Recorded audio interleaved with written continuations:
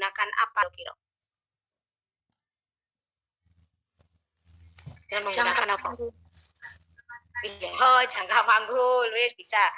Sebelum jangka panggul, dari pandangan saja loh kita sudah bisa mendeteksi, oh itu panggulnya sempit. Dari apa ya?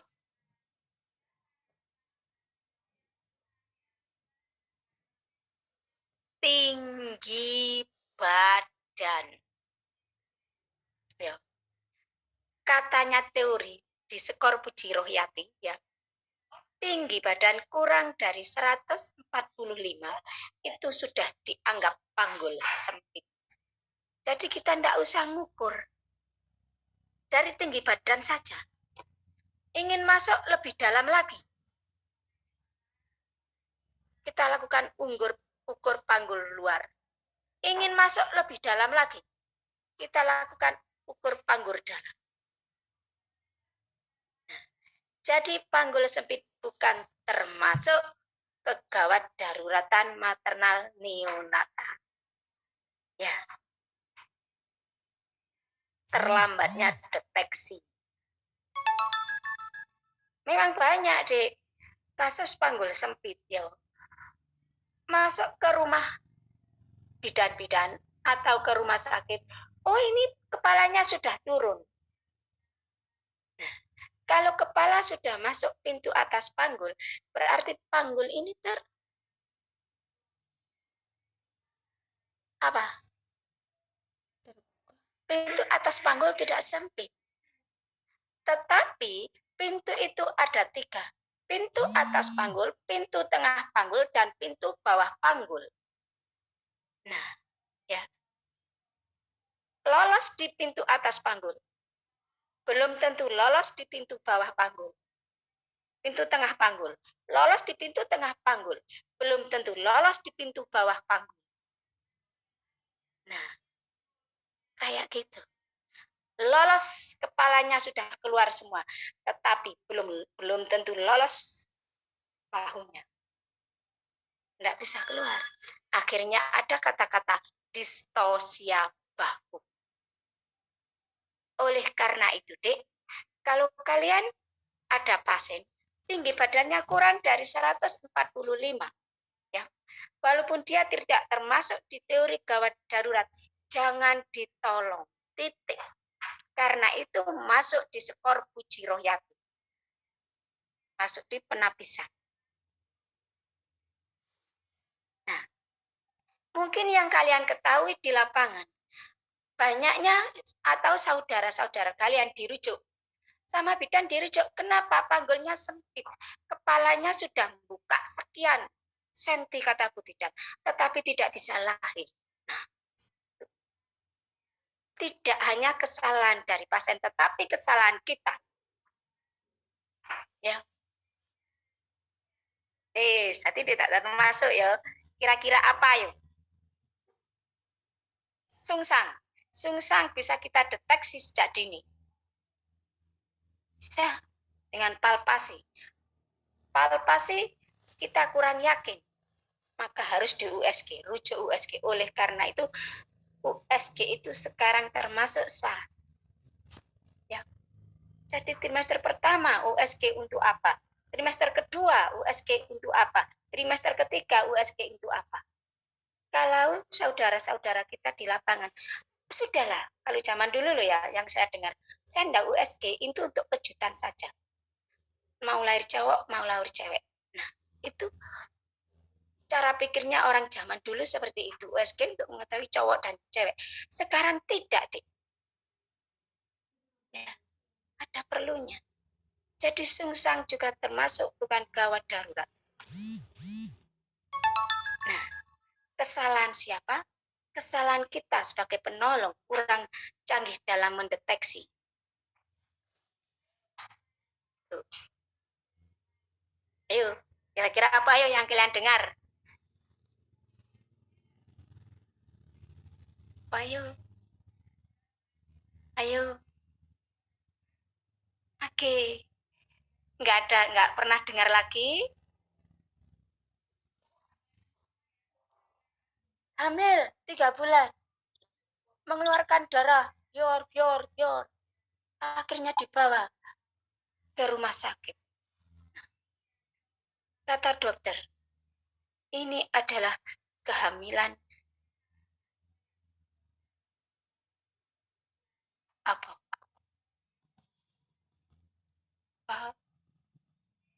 Nah, mungkin dari sini kalian jarang mendengar. Ya, kehamilan, perdarahan, bior. Darah buahnya ini merah segar. Kalian pernah mendengar kata-kata hamil anggur? Iya, Bu, pernah. Ibu pernah. Ya, ya sudah, kita mulai. Yang kasus obstetri, ya, gawat darurat dalam kebidanan. Satu adalah infeksi kehamilan. Persalinan univers. Nah,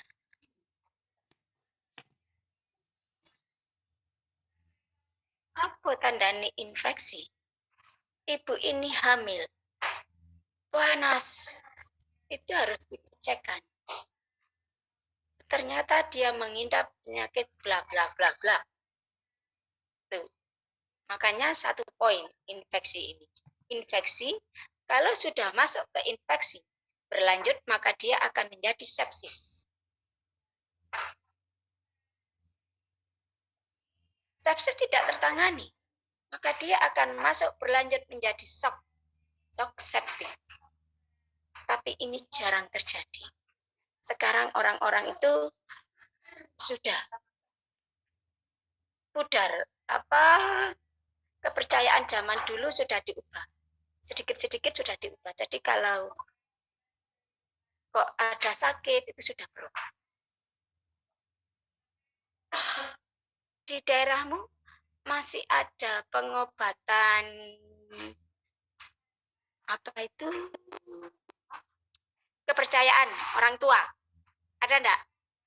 Masih ada, Bu. Nah, apa itu namanya? Ya kayak seperti Mbak itu ya. Jadi kalau zaman dahulu, kalau ada orang sakit panas kejang, ini apa-apa kayak gitu ya,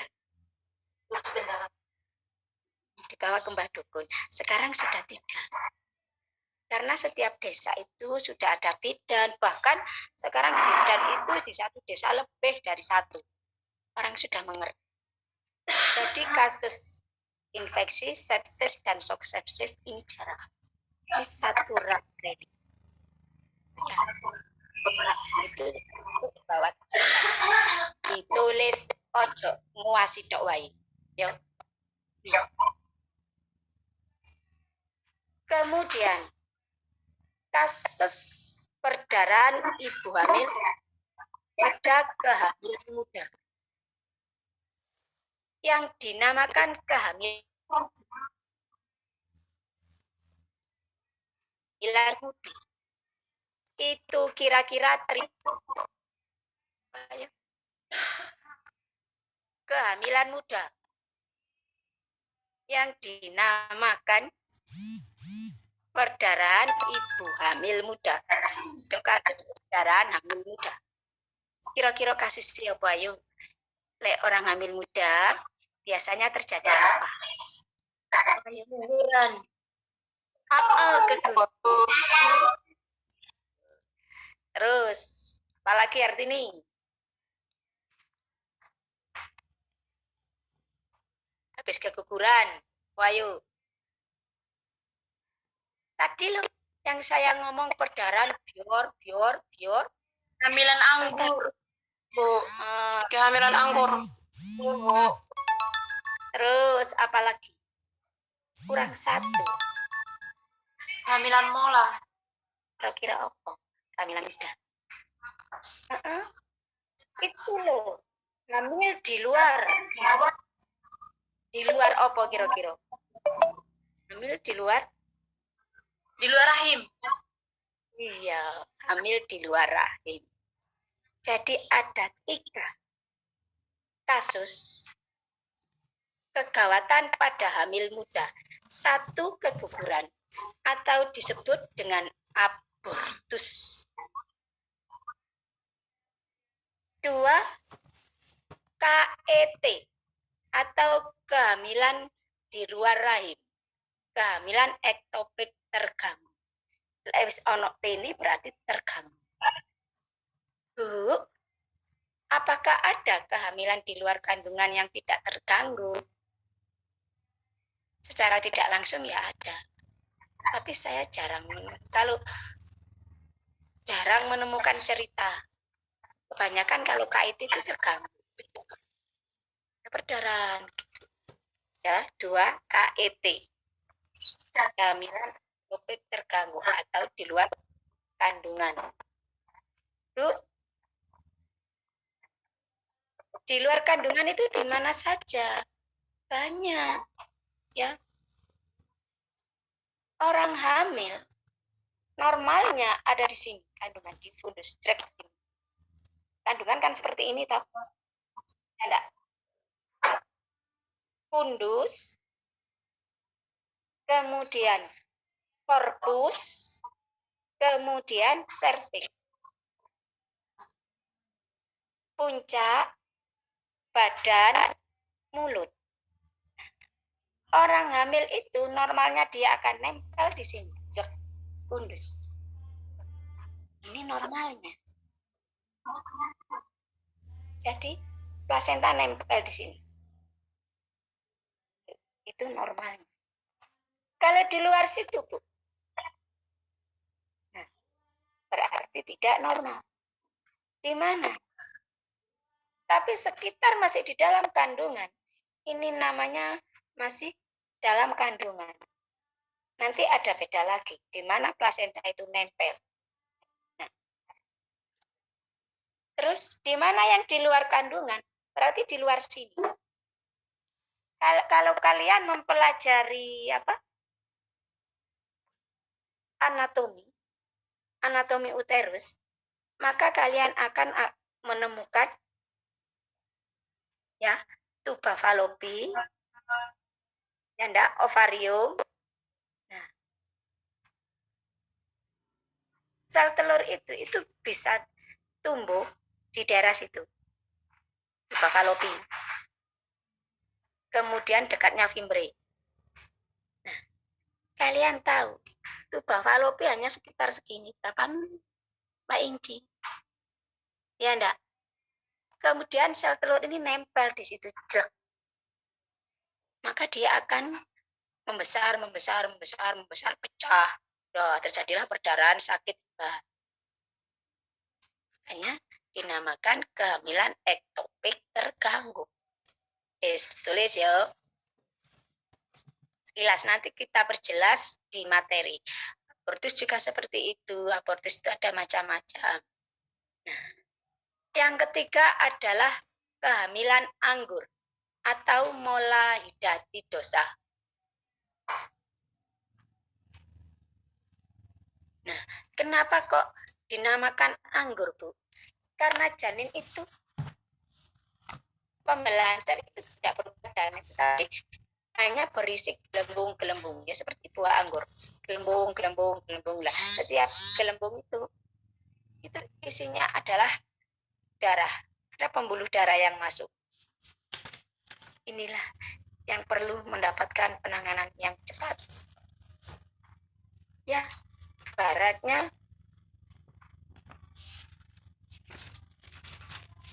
keran, ya enggak?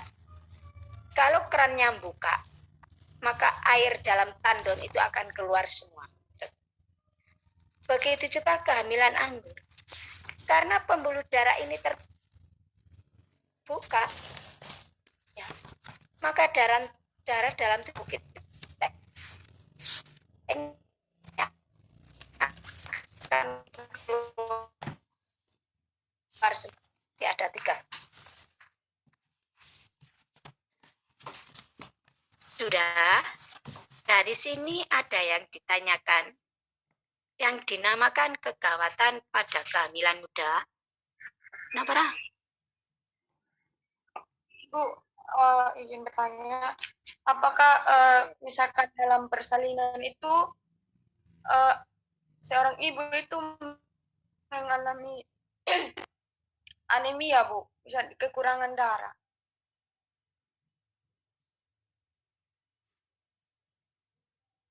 Loh,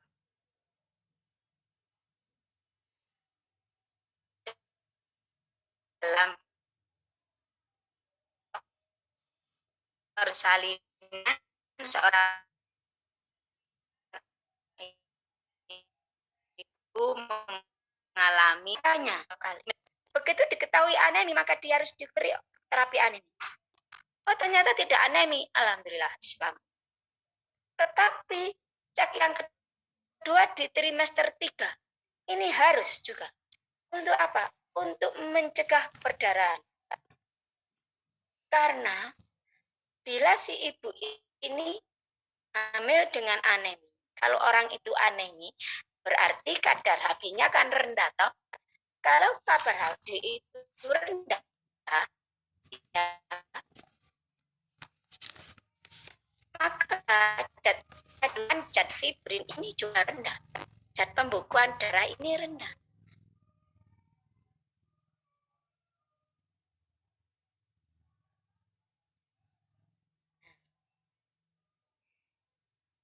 Nah, ya, kalau kadar HB ini rendah, maka zat fibrin ini akan rendah. Sedikit. Sehingga kalau terjadi luka, tidak akan membeku. Lambat membeku.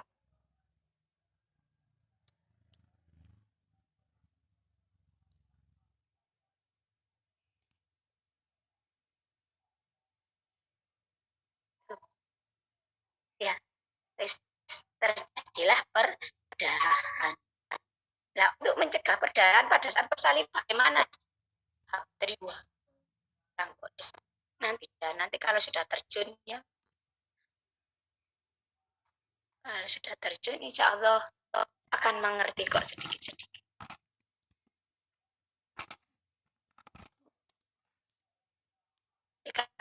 Kas satu saja belum, nanti itu akan kalian dapatkan di PK kedua.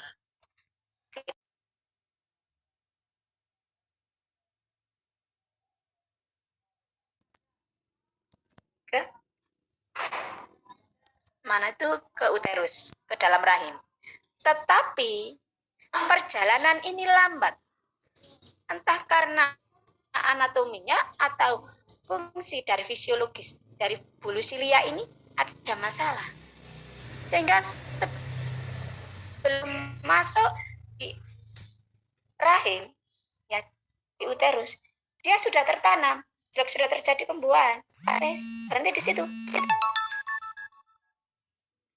Nah, itu penyebabnya.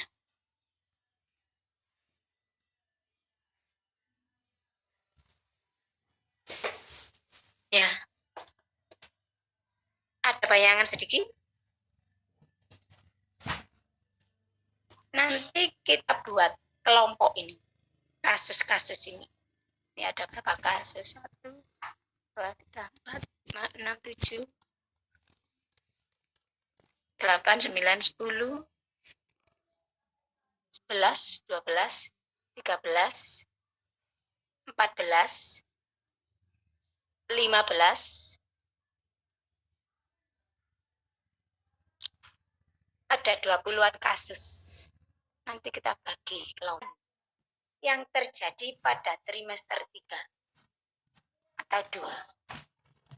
Kasusnya kira-kira apa? Wis trimester 3 boleh dianggap kehamilan tua. Kok sih terjadi perdarahan? Kira-kira kenapa sih? Kasusnya apa? Kalau tadi menempel di sini, strap. Nah, aman dia. Kalau nempelnya di bawah, plasentanya masih di dalam rahim, tapi nempelnya di bawah. Bagaimana? Aman enggak? ada kontraksi dari perut? Aman enggak? Tidak, Ibu. Itulah namanya plasenta previa. Plasenta yang letaknya ada di bawah. Nah, plasenta previa ini terbagi-bagi. Ada 3 macam. Nanti silakan dipelajari oleh yang mengampu ini. Plasenta previa. Ya, tuh. Yang kedua, kira-kira apa yang menyebabkan perdarahan lagi? Sudah kehamilan tua. Jadi plasenta previa itu plasenta yang letaknya di bawah. Kalau solusio plasenta yang solusio lepas. Plasenta yang lepas sebelum terjadi persalinan. Nah, jadi harusnya tuh kan plasenta itu lepas setelah terjadi persalinan ya. Begitu bayi lahir, jebret, plasentanya lepas. Ya enggak? Iya, Bu. Nah, ini terbalik. Plasentanya yang lepas baru bayi sebelum bayi lahir. Tuh. Yang ketiga,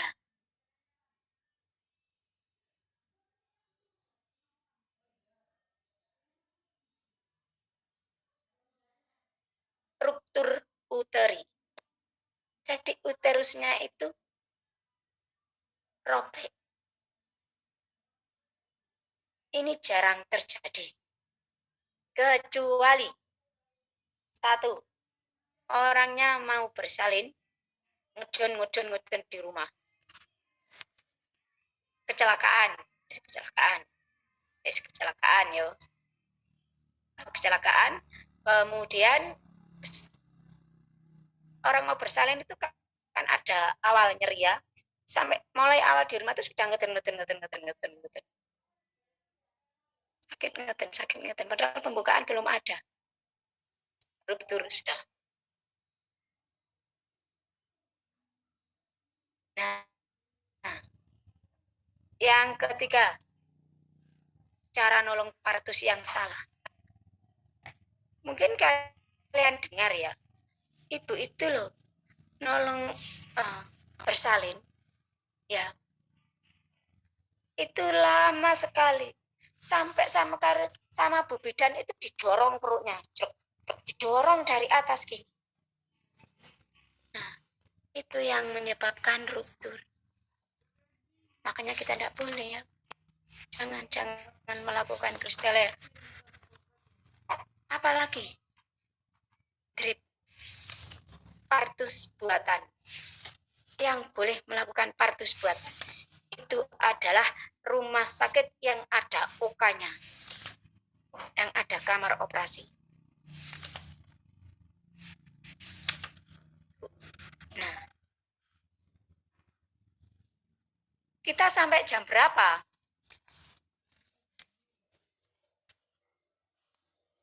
...40 menit ya? Iya, Bu. Iya, habis. PJ silakan di screenshot. Saya ndak dulu ya, saya ndak ngabsen. Cukup, saya belum buat Google Form ya. Tuh, ndak cukup waktu nyari. Kemudian lanjut. Kasus perdarahan. Apalagi saat bersalin. Kalian pernah dengar? Aduh, tetangga saya itu loh melahirkan. Kemudian dibawa ke rumah sakit. Karena apa? Karena katanya itu ari-arinya itu enggak keluar. Pernah dengar? Pernah Ibu, pernah Ibu. Retensio plasenta. Tuh, ya.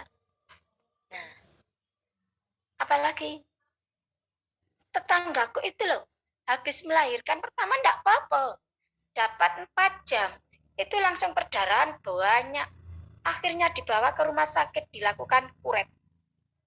Sama Bu Bidan itu tangannya dimasukkan, dibersihkan gini.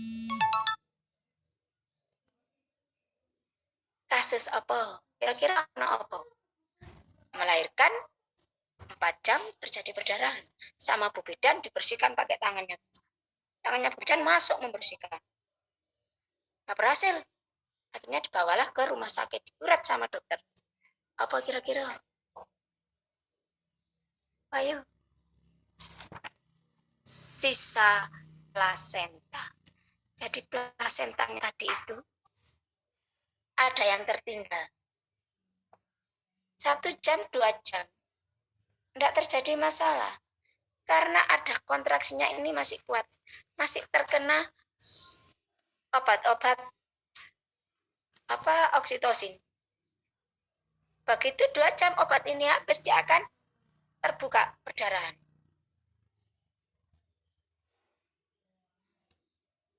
Tuh, ya. Ini sisa plasenta. Terus apalagi yang bikin perdarahan?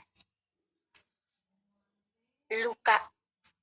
Perlukaan jalan lahir. Nah, kalau lukanya di depan sini, di perineum, kita lihat, Dek, oh ya luka tak jahit. Tapi kalau lukanya di dalam rongga vagina, nah kadang-kadang kalau penolong ini kurang perhatian, tertinggal, dia akan mengeluarkan darah dari sini. Ya. Jadi perlukaan jalan lahir. Retensio tidak, sisa plasenta tidak, perlukaan jalan lahir tidak.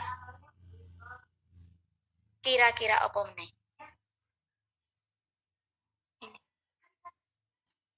Perutnya tidak bisa kontraksi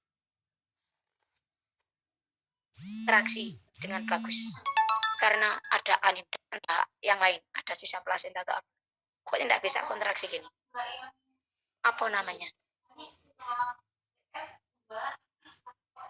Atonia uteri. Yes. Yang keempat tadi atonia uteri. Yang kelima inversio uteri. Uterusnya itu terbalik. Ya. Kok bisa? Iya tak? Nah, uterus itu disangga oleh berbagai macam ligamen. Nah, penyangga ini ternyata lentur, lemah, Dek. Habis nyangga perut begitu besar, ya berisi bayi. Kemudian bayinya keluar jebret, ligamen-ligamen ini lentur. Nah, balik wis. Nah, red. Jadi fundusnya ini ada di bawah, terbalik, terpelontir. Ya, itu inversio uteri. Yang keenam, kelainan pembekuan darah. Kalau ini kita tidak tahu. Ya. Kalau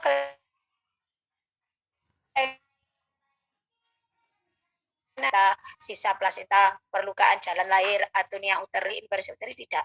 Jadi perdarahan ini kok lambat, tapi nguncur terus. Oh, nah, tuh ya. Kalian ada 6 kasus.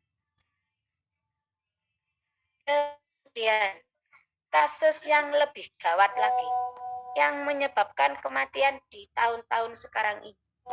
Ibu hamil itu loh, mau melahirkan, terkena sawan. Sawan apa? Nggak tahu. Habis-habis kejang. Nah, katanya Mbak Dukun terkena sawan karena kejang. Apa kira-kira? Ibu hamil yang kejang. Wah, ya.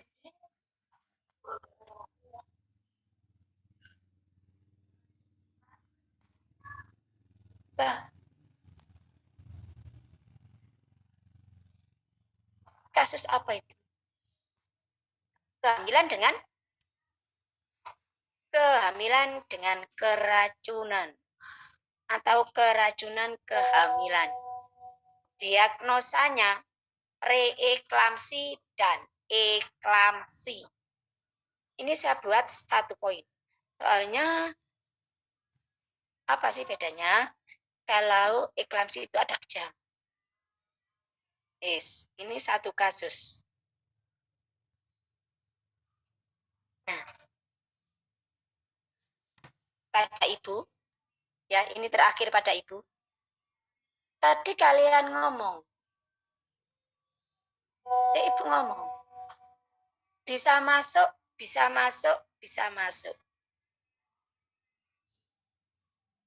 Wes, buka lengkap tidak bisa lahir, akhirnya dirujuk.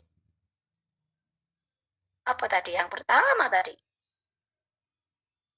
Distosia. Ingat?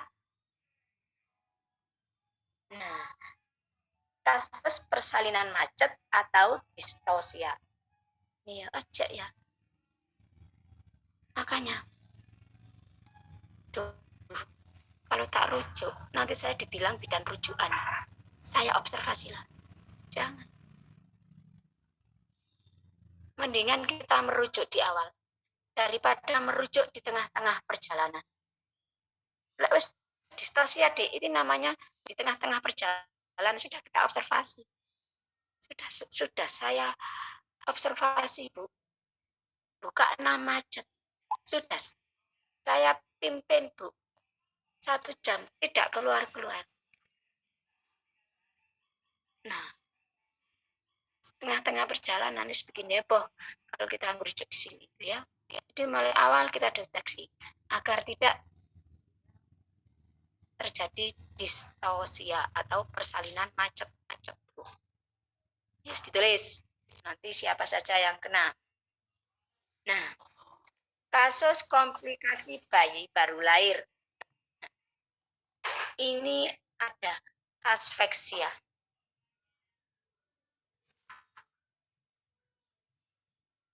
Hipoglikemi, sepsis, dan kejang.